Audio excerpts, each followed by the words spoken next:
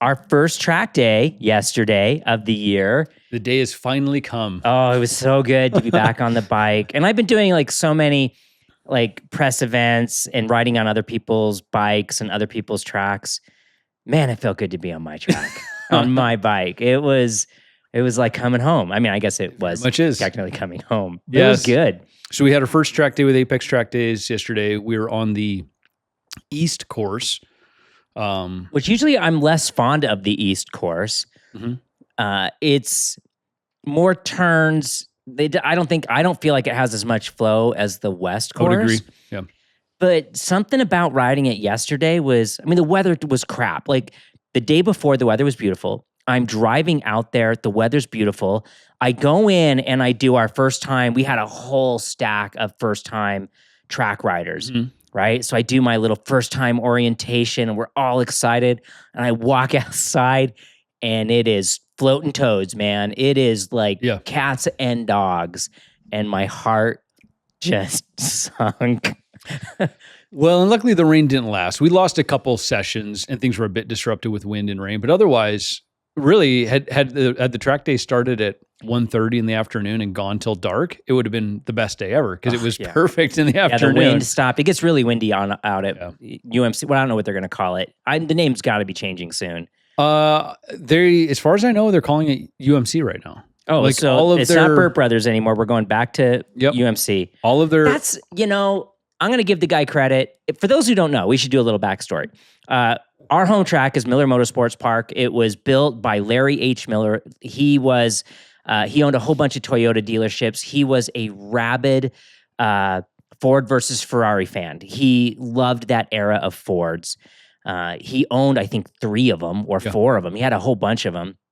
And when he made all of his money, he's like, I'm just going to go build the world's greatest racetrack for me.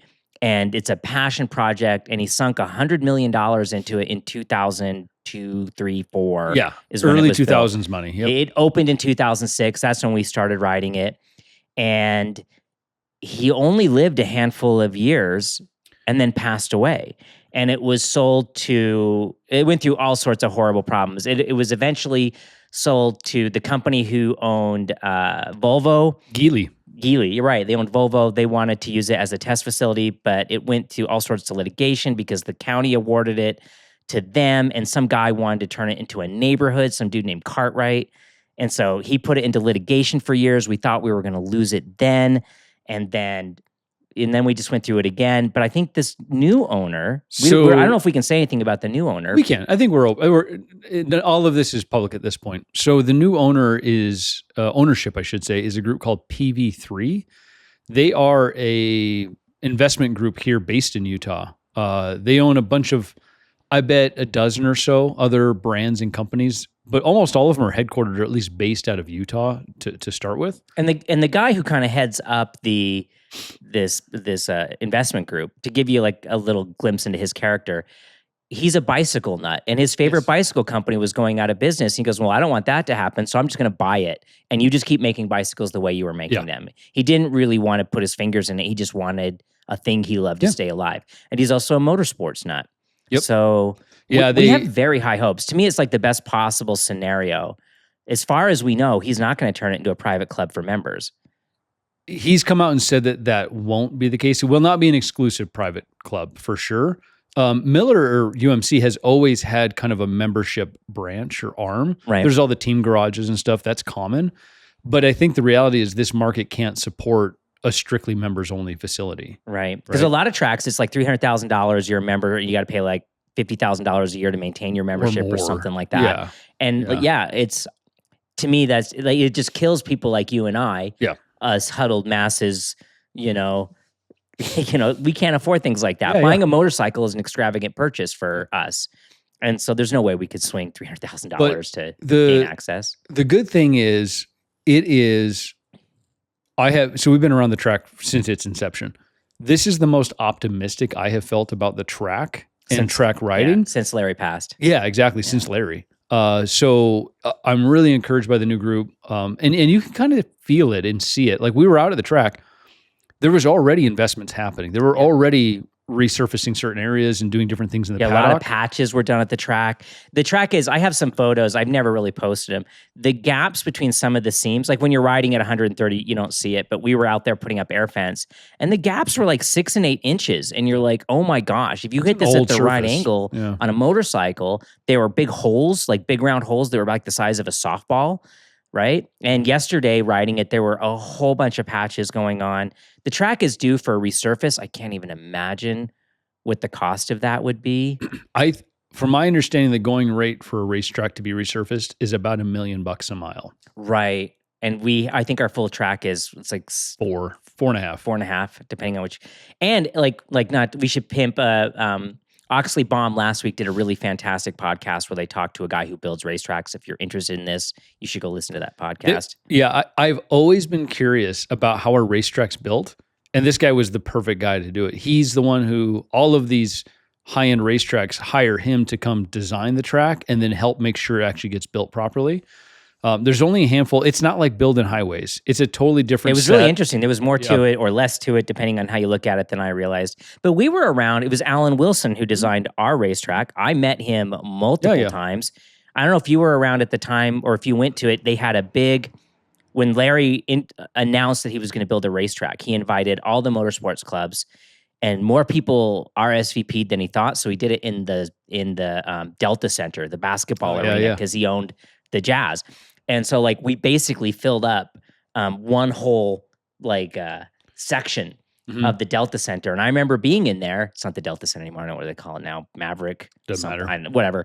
And announcing it. And he goes, this is my dream. This is my vision. And that excitement. Yeah. And then we were part of it all along. I remember going out there early on, helping train the EMTs that we would just ride laps while they would fake an injury and the EMTs would have to pull someone off track while we were still circulating. And so my job was to just go out there and turn laps to help the EMTs get trained. I've shot commercials out there where I had to run the track backwards. That was way harder than I thought it was going to be. Yeah, well, there's a lot, it was Ford's kind of performance headquarters for a bunch of years. Ford was there with their Mustangs, and then they actually built a course. I think it was initially built for the Raptors, right? The pickups, and then it turned into this off-road race deal.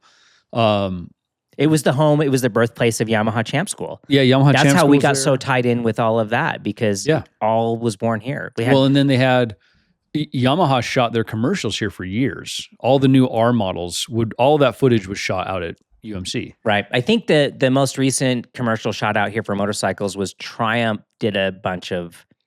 I think 2 years ago they shot a bunch of their commercials out there. Oh, it's unbelievably scenic, right? Especially at the right time of day. The mountains behind it. There's a mini corkscrew on the east track, the track we rode yesterday. That the photographers like to hang out at the bottom of it, and they shoot up this mini corkscrew. And if you're using the right lens, you get these really jagged, craggly mountains behind you with snow still on them, and it was really encouraging being out there. Well, so it was a very full day, but that's oftentimes the case. The first track day of the year, everyone's just jonesing to get back on track. But you said your first-time riders orientation was very full. The Utah Superbike Club, we had our new racer certification, which was also really full. It was 24 riders, I think, is something like that.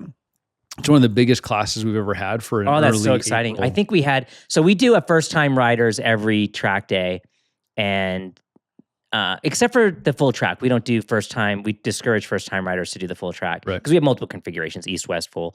And, but I think we had about the same. I think we had 15 or 20 brand new. Yeah, I was psyched. Oh my gosh, it was fantastic. And the excitement, and it was pretty cool. Yeah. So, but all these things there's just it feels like the last few years have felt like this downward trend just in terms of everything kind of felt very pessimistic. Suddenly this spring and this year with the new ownership and all these things that are kind of in motion, I feel very optimistic for the first time in ages about the racetrack, which is, man, it feels good. It feels good to feel good about the racetrack right now. Yeah, so. I think there were 3 significant others. They were out there supporting their boyfriend, girlfriend. They were both. Yep. And I think all 3 of them that I talked to were like, I'm ready to go buy a motorcycle. I am so excited. One of them, she was an Army veteran, and she was there with her boyfriend, and he was like on Ninja 650. And she's like, I really want to do a 2-up ride. I really want, and so we like arranged a 2-up ride for her. So we have leathers that people can wear, freaking little Army veteran. She goes out there, she comes back in, she's like, I must do this. I'm hooked. I must do this. And so like I listened to her and her boyfriend having like a little argument. She's like, no. You give me your motorcycle. You give me your Kawasaki. You go buy that Aprilia RS660 you've been talking about. Like, let's do this. Oh, it did my heart good to awesome. Like hear that conversation. Well, anyway, if you can't tell, we enjoyed ourselves yesterday. We had a great time. Yeah, there was a lot of other new things I kind of want to mention a little bit. I switched over to AlpineStars, and one of our good friends of the channel, Steven, he runs the YouTube channel Wildcard Garage. It's a fantastic. He's one of the top motorsport photographers in the country. We're gonna get Steven on here for a call for an interview. He's an awesome guy. But if you've seen, like, I think he just got the gig for CF Moto. Like, I was talking to him. He does work with Honda all the time. Everywhere I go, people know Stephen Clark. He does a lot of snowmobile stuff as well. Yeah. Anyway, I promise you've seen his photographs. You've seen his work. Yeah. He's just an unbelievably gifted photographer. Yeah. But he was out there. He also switched to AlpineStars. Well, there's a little more to Stephen that switched this year too. So Stephen came out in the last few years.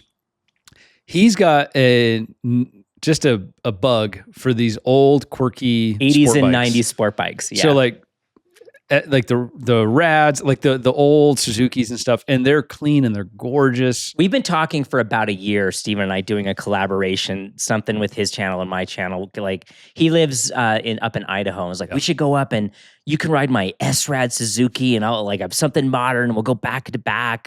So we're working on it. It'd be really cool. That'll come out this summer at some point. It'll be really cool. But he keeps bringing these old bikes out and they're cool and they're so fun to look at.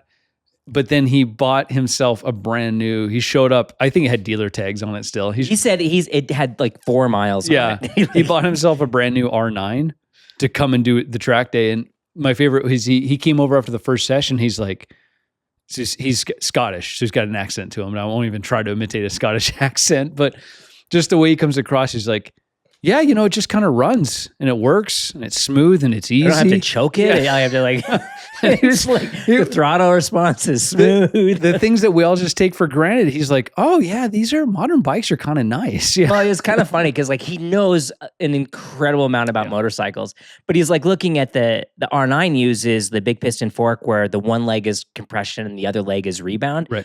And we're sitting there talking. It's like, what does this do? And like, why is that there? Preload. And you're like, yeah, because like things move on and but he did use your favorite dash theme 3. He did. He did. He came over and I was like, dude, you got the R9. You need to put it in theme 3 dark mode. And he comes over and he goes, you need to show me how to do this. And so I went to his gauge. I put it in theme 3 dark mode. And he's like, oh, that is very pretty. That will unofficially be called the CanyonChasers mode. Oh, it's the prettiest. If you have a modern R9 or R7 theme 3 dark mode, there's nothing better. If Dave sees you on your R bike and you're not in that, you are going to I'm just going to just hit your buttons and I'm going to switch it for you. And you're going to be like, yeah, that's better. Because Steven didn't know you could put the Yamahas in dark mode full time. I love when manufacturers let you do that. I greatly prefer dark mode because the numbers are bright. And so it's just easier to see. And so he's like, oh, you can do that? And then, it was pretty fun. Well, so Steven also has an AlpineStars suit and he showed up and we're wearing AlpineStars gear, and he asked me, "Well, hey, what airbag do you wear?" And I said, "Well, I've got the 7X system in here." And he goes, "Really? I got one too. I don't like it. Doesn't work for me. I can't fit. It doesn't fit or something like that. He put it on. He's like, it's too much. I can't wear it all together." And I was like, I don't know about that. So we had him bring it over. It was funny. We had him bring his suit and an airbag over to the garage during lunch. So, like, shout out to Danny from AlpineStars who showed us how to do this. But we got his, and it only took 8 minutes. It was quick. You basically unzip the liner and then basically installed it behind the liner for him. He flat out couldn't zip it up before. Once we got it installed properly and he zipped it up, he's like, oh, this is he's like, I don't even know what's in there. Yeah. He's like a little more snug, but like, not a big deal. Yeah. So. Anyway, it was fun to like, here's the gift. You can now enjoy your stuff. It was really fun to be able to kind of share that knowledge that was shared with us to kind of push across. And it's, Yeah, it's really cool to see like a system that integrates that well together and just that little bit of information. He's like, oh my gosh, this is fantastic and safer and more comfortable. Well, he's sitting there. So he brought his daughter out to the track day, and he's like, I kind of feel like we were sort of talking. He's like, I kind of feel like a knucklehead. I've got this airbag and I'm not even wearing it on track. and he's like looking at his daughter as he's telling the story. He's like, I really should have this airbag on. And I'm like, you really should have that on. Yeah. So anyway, it was fun. We had a good day. Oh yeah. It was just so good to be on track again. So I think I want to talk about the technical thing with the clutch that Peter Baum and Matt Oxley talked about this week. Right. If you're not like, we've already talked to, we're singing the praises of Oxley Baum podcast. I think it's a fantastic podcast. Please don't stop listening to us. But listen to them too. Because Oxley is a old school racer journalist. He's been around the sport forever. He has such a historic, depth of knowledge. It's fantastic. Peter Baum is a technician. And he's a data guy. And they go to every single MotoGP round. That's their whole thing. They get access that we don't have. Yeah, for sure. But in the episode today that just came out today, they were talking about how the clutch worked. And do you want to like explain what he said? So the reason why this is interesting is modern MotoGP bikes are so advanced and there's so many things going on that one of the few areas where a big difference can still be made with the rider's input or with the engineering side is the way the clutch operates, which sounds so benign because we just think about a clutch as operating very simply. It has a lot to do with how it gets out of the start. It also has a lot to do with how it brakes and enters a corner. So a clutch is really important. You need engine braking. And this is something that comes up even at the track day that we just did. The new riders are coming up, and engine braking is a part of trail braking and slowing into the corner. You want that drag on the rear wheel. A 4-stroke engine helps slow the back of the bike down. Mm-hmm. And there's a threshold where if you do it too abruptly, you get rear hop, right? And that's where slipper clutches came in and stuff like that to mitigate that. Yep. So it's an important part of motorcycle stability. Yeah. So, but the part that I thought was really interesting, and we can talk more about clutches, but the part I thought was really interesting was he talked about the launch phase. So if you don't follow MotoGP, right now the way MotoGP is where you come out of like the first corner has a huge impact on where you finish the race. Right. Because it's very hard to make passes. The bike's Dorna's concessions to make it more competitive has also made it so that how you get out, how you qualify, and how you enter turn one are hugely significant. And that's good. That's good for racing. But one of the things they've now put so much emphasis on how do we launch the bike. Now you have these launch devices. So the rear ride height device drops the back end of the bike, but they have another device on the fork where they can lock the fork down. The fork lock mechanism is a lot like a motocross bike. If you've ever seen when they shove the fork forward and pull the pin, and it basically locks the fork compressed down to keep the bike down. Right, until they brake enough where it goes past that point, and then it releases then it'll come back up again. So how they break into turn one is a big deal. Yeah. And we'll just leave it at that. Yeah. But what's interesting is you think about, okay, cool, you lower the center of gravity, great. How are they able to launch a 300 horsepower motorcycle the way they do? Because you watch these guys and go look up a MotoGP race start. They lower these things to the ground like a drag bike. There's footage from people in the stands where they lower so much. You own a motorcycle, if you're watching this, like they lower the bike so much that the belly pan is basically on the ground. Go look at your motorcycle in the garage and look at how high your belly pan is and imagine what it would take to put the belly pan on the ground. Yeah, it drops literally inches down, right? So they lower this thing as much as they can to lower the center of gravity. But even then, they basically put it in launch mode, smash the revs, put the throttle on the stops, and then it looks like they just dump the clutch and go. I don't know. In a typical bike, if you go do that with your street bike, you will loop yourself, I promise. Or stall it. Yeah. Right. It's going to be one or the other. You're going to stall it or you're going to be looking at the sky. Yeah. It won't go well. Don't do it. But they do it on these 300 horsepower bikes. And you think, how the heck is that happening? So that was the conversation that Peter and Matt had. And Peter's argument is he believes that they are running a sort of mechatronic system where the rider operates a hydraulic clutch manually, but the slave cylinder that they're driving is going into sort of an electronic system, which then controls the clutch itself, the release of the clutch mechanism. All right, let me ask you this. Do you think that's true? I disagree with Peter on this. This is one of the first instances where I've totally disagreed. I feel the same way, right? Like it's usually like what Peter says, I'm paying absolute attention to and I'm learning from him. In this case, I think maybe he might not be right because it just doesn't make sense to me based on all the other rules in Dorna about the rider has to be in control. Because if you're putting like a little stepper motor in between, at the slave cylinder, in between the clutch, that's at what point is that like a automatic thing that's doing it for you? And Dorna is very strict on that rule. Yeah. And if any other team suspected anybody else was doing that, they would be like throwing a flag in the air and having them investigated. So I'm not sure. Yeah, and because to me, I agree with you. I don't think that the rules would allow for a device like this because in my mind, it's no different than ABS because the rider still pulls the brake lever, but then with ABS, it goes to a little control system that then determines how much the output should actually be or when it should be. This is basically ABS for your clutch. Right. Yeah. Right. And so analogy. I just don't think Dorna would suddenly allow that, but not allow ABS on the front end. And so like a lot of the exceptions and interventions are based around safety. Right. You cannot convince me that it is safer to have you to be able to launch out like a rocket ship towards turn one. Turn one is the most stressful part of any race for me. And so to be like, no, just let go of the clutch, pin the throttle and get there first. Yeah. Oh my God. I think it would create more conflict. So I attest, I do not think it is that. I don't think it's an electronically controlled, because if it's electronically controlled, then there's a computer. And then if there's a computer, it's part of the ECU package, which is very limited. Right. Yeah. Right. So unless Dorna has somehow allowed them to have an extra component within the ECU that lets them control this device, there's no other way to do it. So what do you think is going on then instead? Let's go down that road.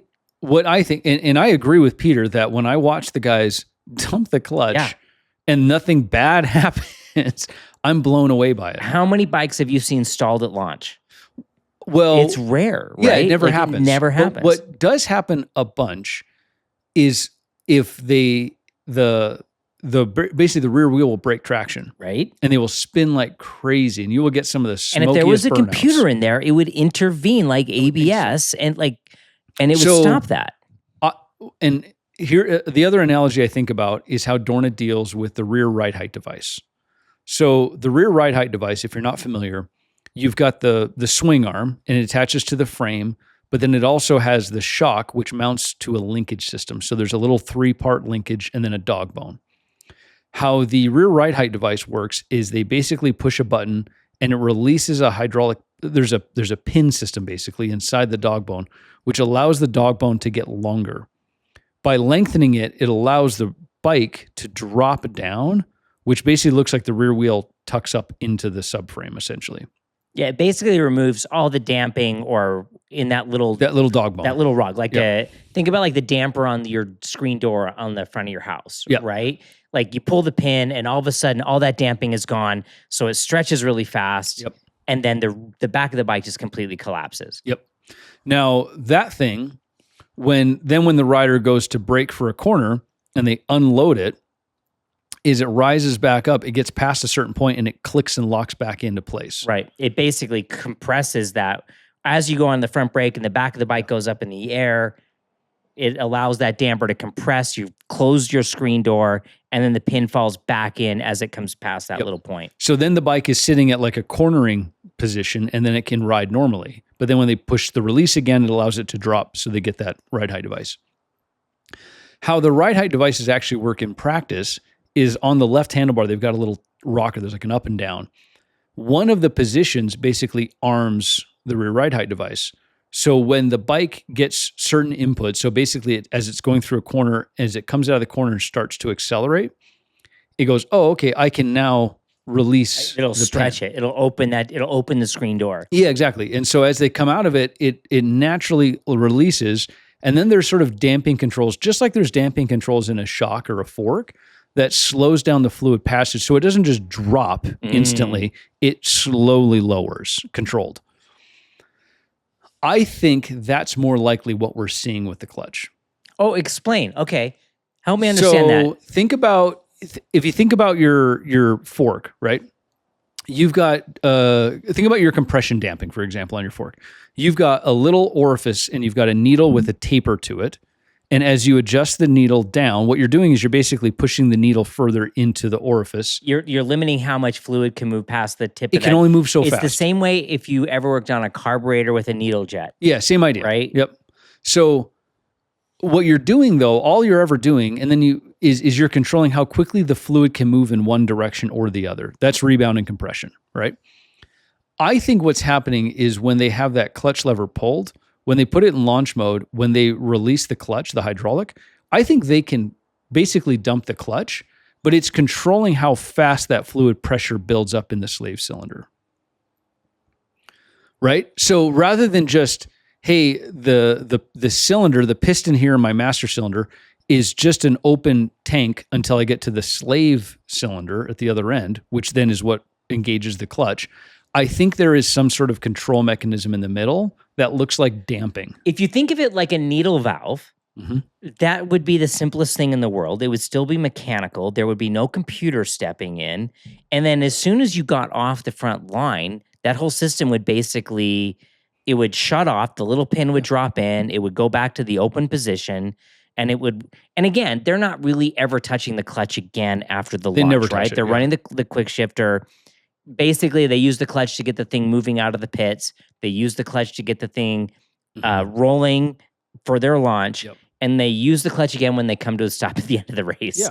right? They touch the clutch 3 times. Yeah. So to think about that is like, okay, we're going to have the needle in place for launch until it pushes it open or however it really works. And then it's out of the way until I squeeze the clutch at the end of the race. And that seems way more elegant than a little electronic stepper motor in the middle, and it wouldn't be breaking any rules. Wouldn't break any rules. And part of the reason why I think this is the case, because they're trying to make sure that, because it's all hydraulic, it's all fluid based, so it's all very susceptible to temperatures. Oh, okay. Temperature Great matters. Point. Because holy cow, you think about hot races, cold races, and things. This is really insightful, Brian. What I think, when you go watch them in practice, they'll always do practice starts. And a lot of times during the practice start, it is the worst start you've ever seen. It's the rear tire spins and it slides and the burnout and all this. I think what they're doing is they're actually having the riders go out at different settings to figure out what condition where does it need to be in this track condition with this tire and this configuration to actually grip and go. Because then now the practice starts at the end it's of literally like tuning. Practice 1 and practice 2 are wildly important.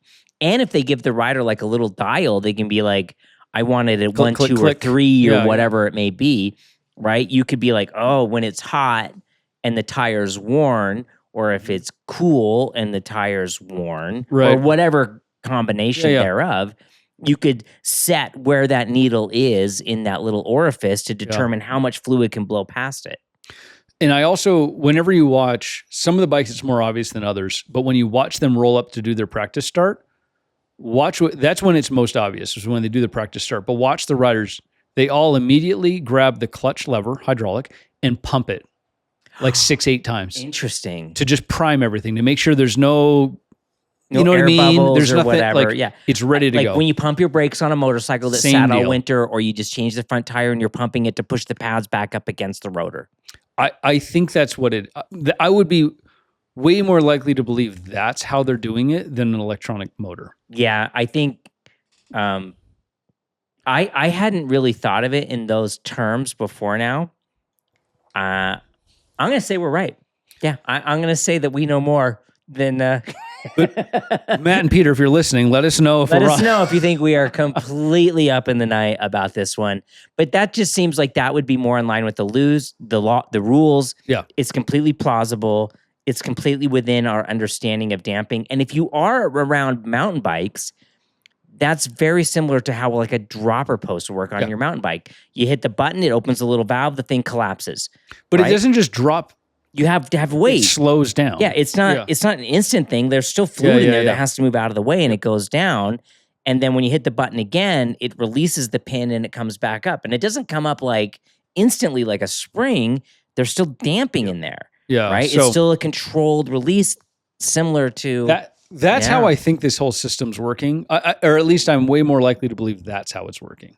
Yeah, you totally sold me. I listening to Peter, I was like, I just don't think there's a little stepper motor in there. I really don't. I just don't think they'd allow it. I don't think they would allow it. And if anybody did it first, everybody else. He did talk about how Aprilia at one point in time, they were killing it. Well, it's funny because he made that point, and that's what makes me think that the electronic thing's illegal.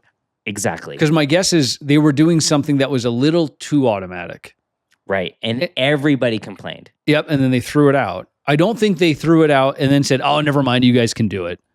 I think if they threw it out, they had to go like, we're just going to do it to this degree. They had to go find a different version of it. Yeah. And that's what I think is going on. So anyway, that's where we're going to argue with Matt and Peter right now. We're gonna argue with the best MotoGP podcast on the internet about, and I still think we're right.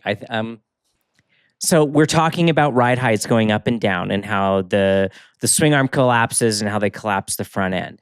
We have a bunch of questions about this because I had mentioned in a previous podcast that trail is the most important number in how a motorcycle behaves. But because motorcycles are these intensely complicated things, one thing affects another, affects another, affects another. And that's why I think trail's the quintessential number, right? Because if the rear goes down, the trail goes up. If the front goes down, the trail goes down. If they both go down, it might stay the same, but it might not, because wheel size, everything affects this number. So should we try to maybe go down a little bit of a motorcycle geometry rabbit hole a little bit? I think we can try to simplify some of these things. So this could be, and we can maybe bring this up with a guest or something at some point to go in more in depth on some of these things. But there are certain things that you hear about with motorcycles and geometry that are worth understanding, and understanding how they affect and change things. So I think starting with the front end makes the most sense. I think that's like our hands are connected to the front end, right? We can kind of see it and feel it. Yep.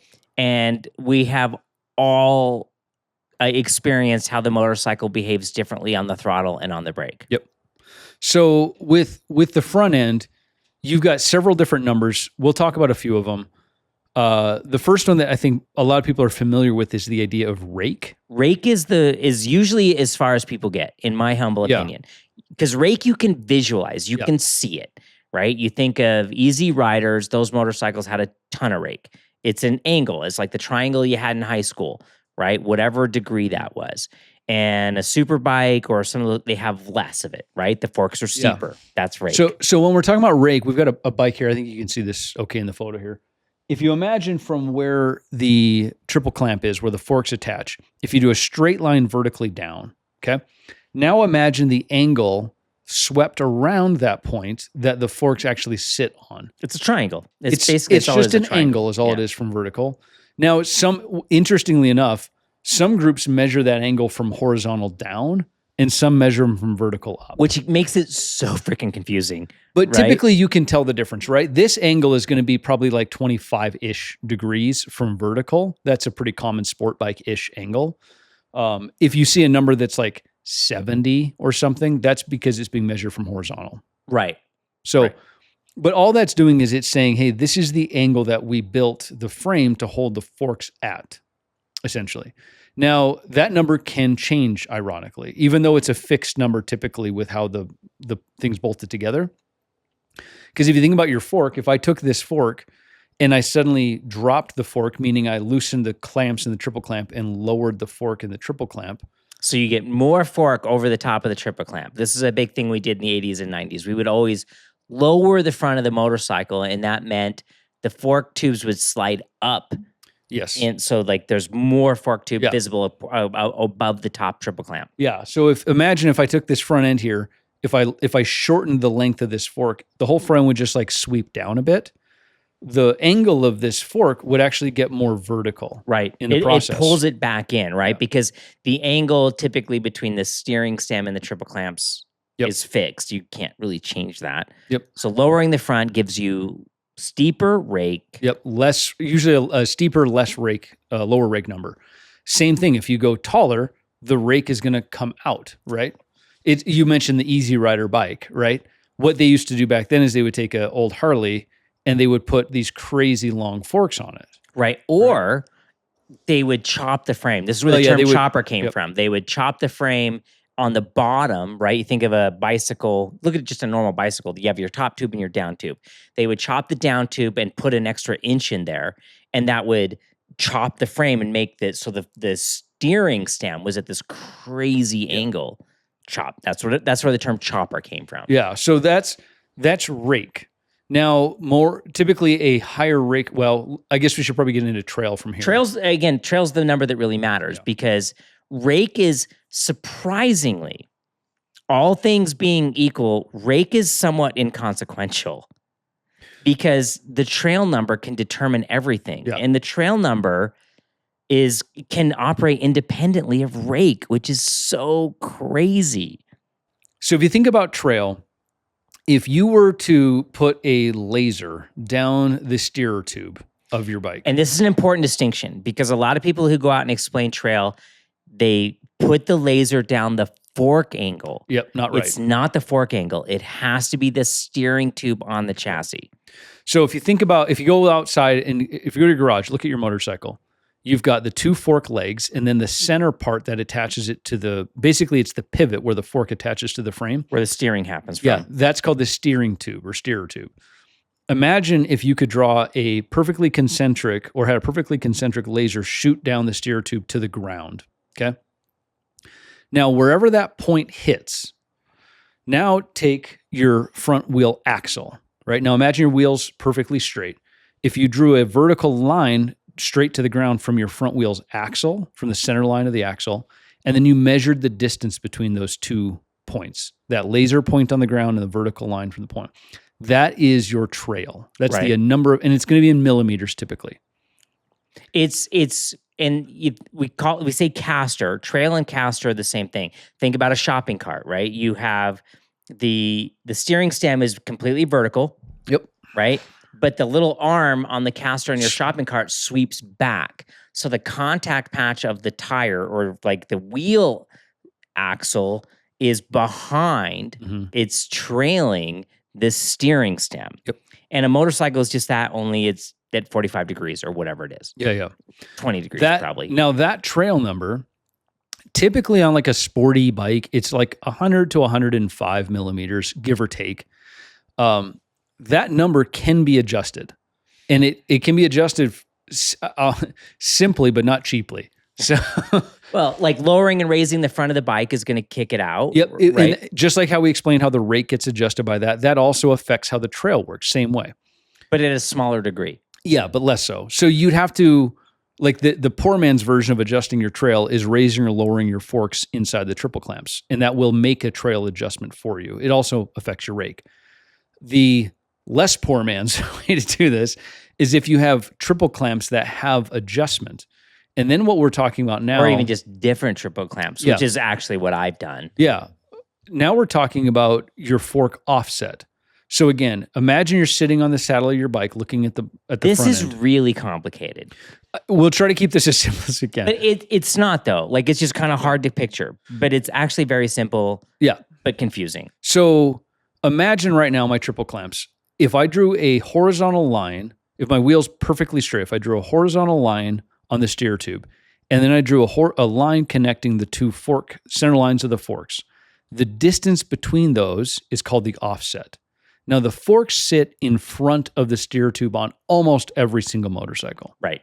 There's only a Go look at your motorcycle right now. Your fork tubes are in front of your steering stem. Now, that distance can be varied quite a bit. Sometimes it's 20 millimeters. Sometimes it's 35 millimeters. It actually has, different bikes have quite a bit of difference in here. That number is a very direct effect on your trail number. Because again, remember, the trail number is from the steer tube down to the ground, not from the fork tube down to the ground. So if I think about that laser line coming from the steer tube straight down, now if I had less offset, meaning all I did is I basically pulled the fork and the axle closer to the motorcycle, that trail number would get smaller. Bigger, yes, bigger. Because it's in front. This is where it's confusing, right? Because the steering stem and all these angles and triangles and whatever, less offset means more trail. Yep. So that laser line is coming and it's pointing to a point on the ground in front of the center line, like the plumb line from the axle. Right. As I pull that offset back, I have less offset. I'm basically rolling the front wheel back toward the motorcycle. You're giving that caster, like on your shopping cart, you're making that little elbow shape longer, more dramatic, more trail. So that's, in a nutshell, that's rake and trail. Those are your two biggest numbers on your front end. Yeah, and you can see how everything starts to affect each other. You change the size of the wheel. You go from a 21 to a 19, and now because the axle's now in a different relationship to the ground, it changes it. You change the rear ride height. The back of the bike goes up and down. Now the whole chassis is tipping forward or back, and your steering stem is changing in relationship to that. But we're all chasing kind of this general trail number. And here's the confusing part, it's all a little confusing, is that it's a range. Because as your forks compress, trail is going to decrease naturally. And as you accelerate and the forks extend, trail is going to increase naturally. So we're all looking for a range. There is no magic number. I think Mike from Fuzzy Moto was talking about this to us, that people who look for this really specific sag number, and he's like, no. We need to be within a range. Yeah. And we're chasing a range based on how we want the motorcycle to behave. So the trail number that usually comes out in your magazines, or the number that I'll quote you, is usually static. What is the motorcycle's trail number when it's sitting vertical, straight up and down, under no load, left or it's just sitting there statically? What is that baseline trail number? Now the next question is, okay, cool, that's what they are, but why do I care? What do those do, right? How does that affect the ride? In general, in very simple terms, a bike with more trail is going to have a much more stable front end. It's going to want to go straight. It wants to go straight. It does not want to make quick turns. It's going to feel way more stable, way less nimble. Right. Whereas a bike with very little trail is going to feel very much like... It's going to be really reactive, right? Because there's not much, the axle's not far behind the steering stem. So it's going to be very easy to get deflected off of that. You hit a bump. Like think of a shopping cart where the caster's like all fluttering around. There's not enough trail. And so a bump, any kind of thing, it can deflect really easily. Yep.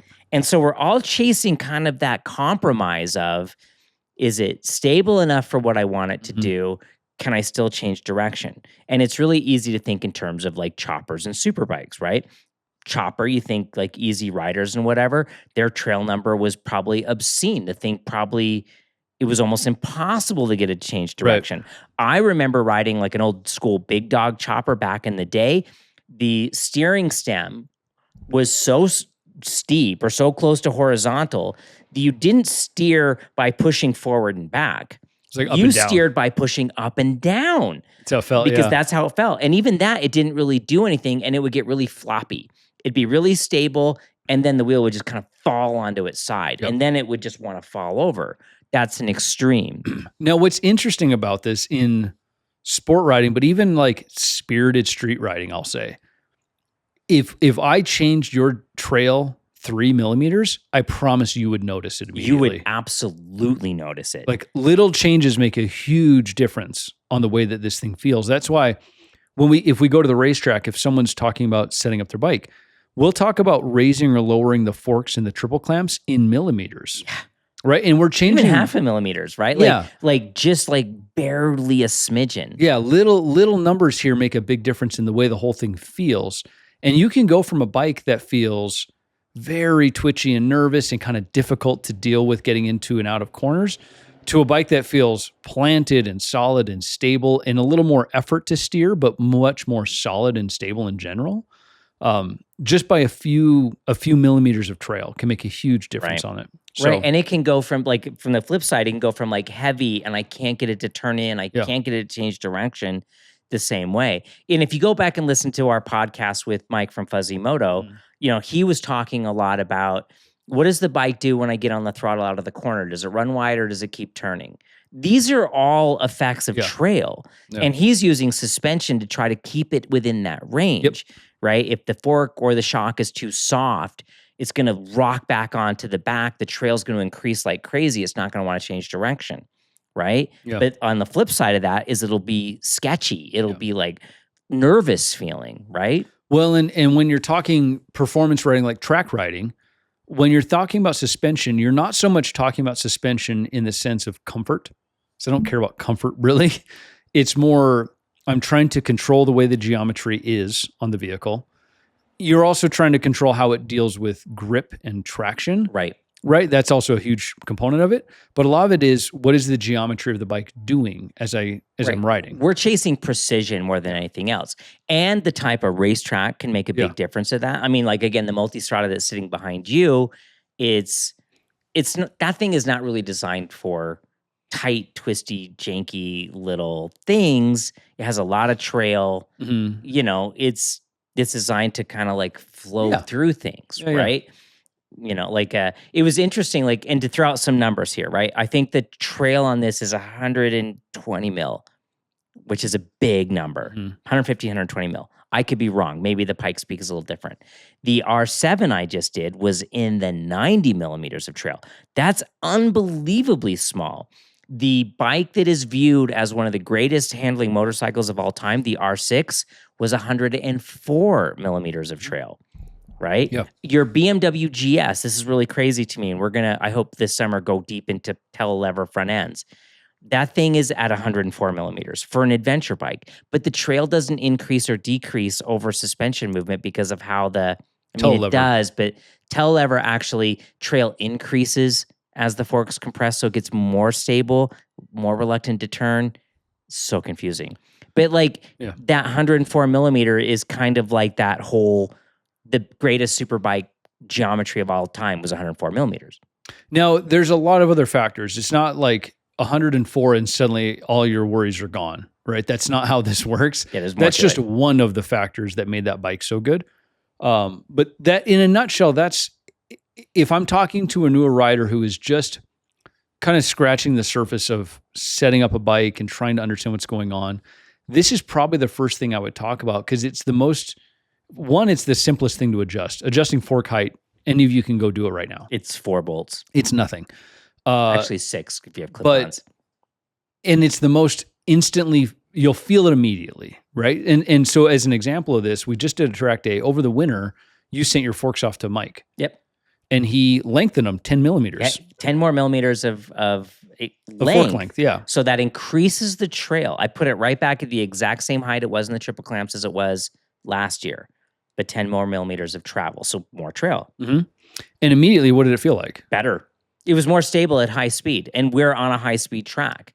Right? And so it was way more stable. I was having problems last fall coming out of corners. The bike is so powerful that I was getting head shakes. It was starting to wander. It was really nervous on corner exit. I was still getting little head shakes coming out of corners because the bike is so freaking powerful, but it also tracked. I wasn't running wide on corner exit by having that added travel. It was more compliant. And I like that example because so many times we see new riders, they think, oh, I'm going to the racetrack. I'm going to lower the front end to make it more racy. And it sure looks more racy when your forks are slid up into, it's almost vertical. And it's that thing's going to be amazing in a parking lot. You will be terrified on the racetrack. And again, going back to the R7 launch I was just on, where Josh Hayes was there, and we were talking about the MT-07 versus the R7, and he said flat out, they increased the trail on the R7 because it's designed to be ridden faster. More trail gave it more stability. where the MT-07 is designed more to deal with city riding situations, parking lot maneuvers. Now, again, it's a fine line because you can push it to the other side, and now we're back It won't work. into cruiser territory where it's just slow everywhere. It just only wants to go straight. So I think that's probably a deep enough dive on trail, at least to start with.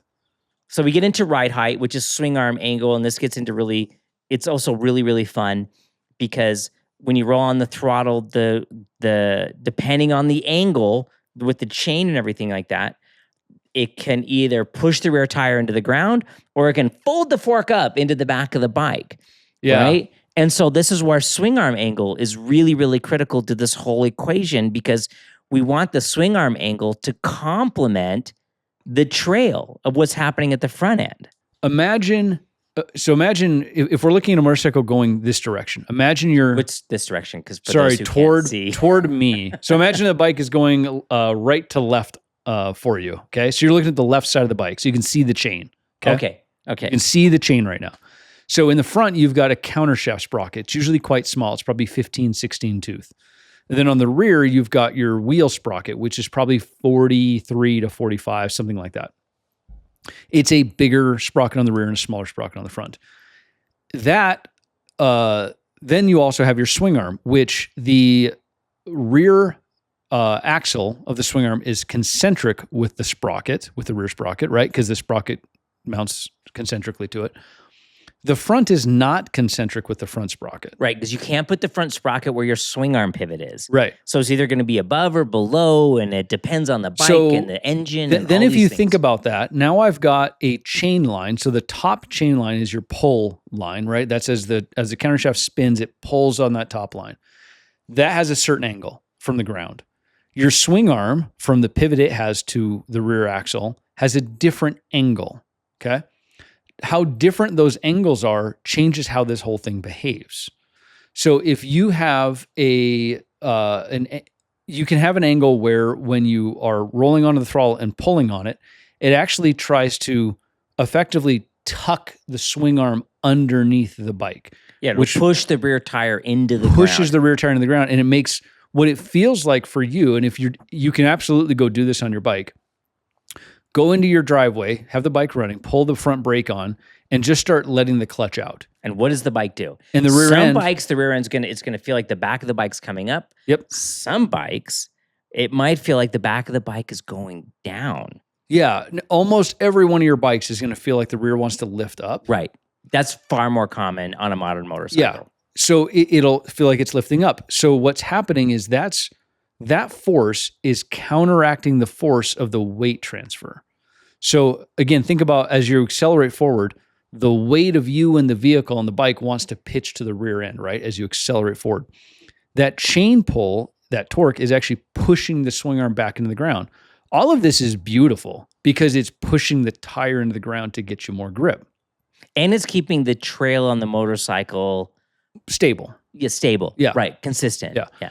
Now, it's a balancing act though, right? If I start changing the gearing, so the sizes change, I get a different amount of push or force onto that, right? And this is typically why if someone comes to me and is like, I want to change my gearing, I'm going to change my front sprocket. I'm like, no. It's usually better to change one or two teeth in the rear sprocket because that's going to have less of an impact because it's a smaller percentage in the size. If you imagine going from a 16 to a 15, I don't know what the percentage is right now. You're talking 6% change Something in like difference. That, yeah. But if I go from a 45 to a 43, that's like a 2% difference. Right. And so like it's going to have less of an impact into how the motorcycle behaves. Yep. So you get this torque from the chain effect that's happening, okay? Now, there's other things you can play with here. Think about how your shock mounts inside the bike. If you could, aftermarket shocks have adjusters typically for the length of the shock. You can shorten the shock or you can lengthen it overall. Lengthening it typically is going to make the swing arm angle steeper and it's going to raise the back end of the bike up. So your ride height of the bike goes up, but it's also effectively making the swing arm angle steeper. So while also reducing your trail number. Right. Yeah, because you're basically lifting the whole chassis up. But if you think about the swing arm angle, imagine the horizontal plane and then your swing arm, which is from the center of the rear axle to the frame where it mounts. That angle's typically in the like 12 to 14-ish range degrees. Somewhere in that range is pretty common. Now, if you had a bike that had a really steep angle, and where you see this typically is on cheap little Chinese bikes that are like pitsters and stuff. They're brought over for adults to ride kids' bikes. Right. They put a tall shock on it because it makes the seat more comfortable. If but you your watch angle's crazy. Long Way Up with Charlie and Ewan, they took the Harley whatever electric motorcycles and they raised them to the moon. It was the same thing. The swing arm angle got bonkers weird, right? And then it doesn't work right. It'll fight you the whole time. And on the flip side, and like let's hit this really quick. Those of you who have been tempted or that you really want to lower a motorcycle to make it easier to ride. I'm not especially tall. I'm very sympathetic to this. But when you start lowering a motorcycle, you are affecting every one of these things. Your trail number, the swing arm angle, the ride height, how much it pitches and angles. That's why when everyone says, oh, don't lower a motorcycle, it changes the handling. We're talking about way more than just your cornering clearance. We're talking about the overall behavior of your motorcycle because now you're messing with this really almost delicate balancing act that whoever engineered it in Italy or Japan or Austria spent probably 6 months doing these calculations to figure out what does it do in this situation? What does it do in that situation? You're like, well, I can't touch the ground. Just realize the compromises you're making when you bring a whole bike down. Now, from a performance perspective, we do make some adjustments on this on purpose to make changes to this. So much so that like my Aprilia, I can actually adjust the swing arm pivot height. Right. Mine, I can't do that. But I did change my dog bones to change the leverage and raise the back of the bike. Now, think about your bike. If you didn't touch anything at all, if you could keep the chassis at the exact same height to the ground, let's just say, but you could then adjust the swing arm pivot height up or down. What you're doing is you're changing the angle of the swing arm, assuming it can be independent from everything else. A flatter swing arm, typically within reason, is going to give you more grip and more traction onto the rear tire. Because basically you're going to be able to get more load dug into that. You're going to push it deeper into the ground as you accelerate. Yeah. Now, the trade-off is the bike won't feel very nimble. If you have a really flat swing arm angle, as you're trying to flip from side to side through a chicane or something like that, the bike won't feel nearly as nimble to you. You've effectively given yourself more trail. Yes. So it doesn't want to change direction. Yeah. So like on my bike, for example, I'll give you a couple of numbers here. So my Aprilia, you can make a bunch of adjustments on it. It's a very interesting chassis this way. I have my swing arm pivot as low as I can get it. I want as much traction as I can get. I want as much grip on the rear as I can get. I have the engine set as low in the frame as I can get it. And I'll talk about center of gravity here in a minute. I have the headstock pushed forward as far as it can go. Yeah, which basically reduces trail. Yep. And I have to compensate for the longer forks that I run. So all of these things are very race specific. This bike is zero fun in the paddock. It's tippy. I almost dropped mine kind of hazardous out of the pit yesterday because I went to like just change direction and the thing almost fell on its side. Yeah, it kind of flops a little bit at really low speeds, but once you're up to speed, it's very stable and feels very planted. But the point I wanted to make though that we kind of glossed over is center of gravity of the whole vehicle. And I want to bring this up really quickly. You notice we're talking about center of gravity almost last. Yeah. There's so many people that like the first thing they think about is center of gravity because center of gravity is a relatively easy thing to understand in your head. Mm-hmm. But we're talking about it last here a little bit on purpose. Well, for a couple of reasons. It's one of the least adjustable things you can have on the bike, for one. There's not much you can do about it on most bikes. They just are what they are unless you're going to totally build your own thing. In general, if you go look at most race bikes, like properly built, set up, ready to go race bikes, the center line, the center of gravity vertically, I should say, it's going to be around 20 to 22 inches off the ground. That's roughly your center of gravity. So if you think about how can I center mass, unlike a car where I'm trying to get the mass literally as low as I can possibly get it. Because we don't want it to pitch around. Yeah, I want the mass as far down as I can. On a motorcycle, the more centralized the mass is around that like 20-ish inch mark off the ground, that's going to be the most flickable, light feeling Yeah, bike. because you want to, like, it's going to be hard to explain this if you're not watching. You want it to kind of rotate or pivot around that center of mass, forward and back for acceleration and braking, and side to side for laterals.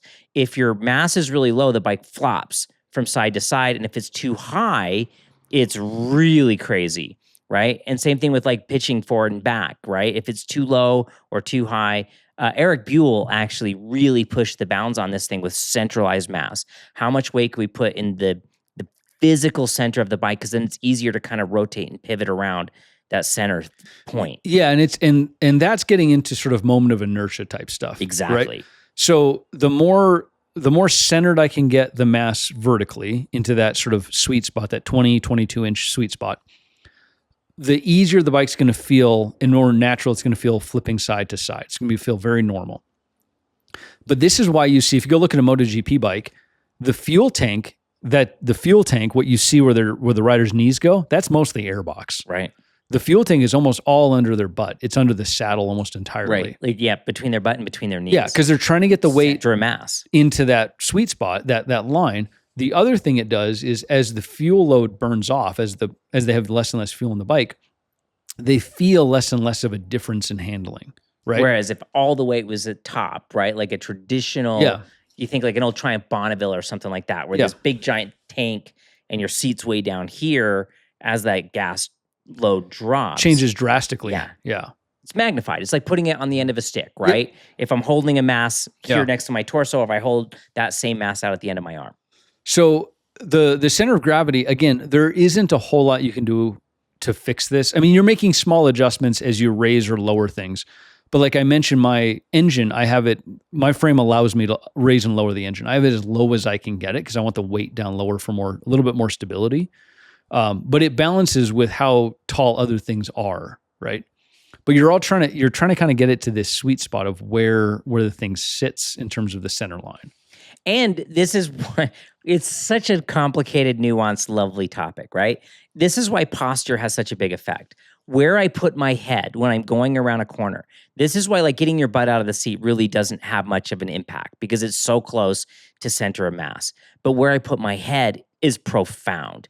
That's why MotoGP riders and why we aspire to move my head down into the inside as much as possible, right? Yep. Because that's going to, like my 11-pound head on the end of that stick, on the end of my spine, has way more of an impact than however much my butt weighs.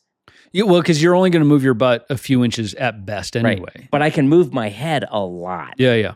And again, this is beautifully complicated little thing, our little motorcycles that seem so simple, but little things can make big changes. You know, we got the criticism on the R7 where I talked about, oh, well, trail changed this much and it was a change of whatever. And you're like, no, that's actually a lot. That's actually a big change. It means more than it may sound like. It's not like, oh, it lost 3 pounds. 3 pounds doesn't really mean anything. But changing the trail number by 5% does. Yeah. I think that's a good starting point. I hope that wasn't too confusing to you guys. Let us know if that was.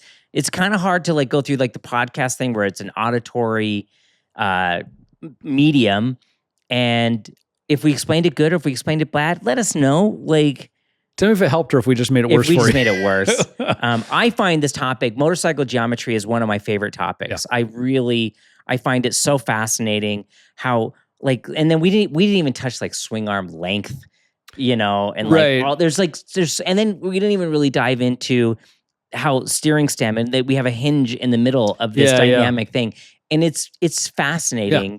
But having even just kind of like a basic concept of these things, when you're on Reddit and someone starts going on and on about like changing center of gravity, you'd be like, yeah, but that doesn't really matter, right? These other things matter more.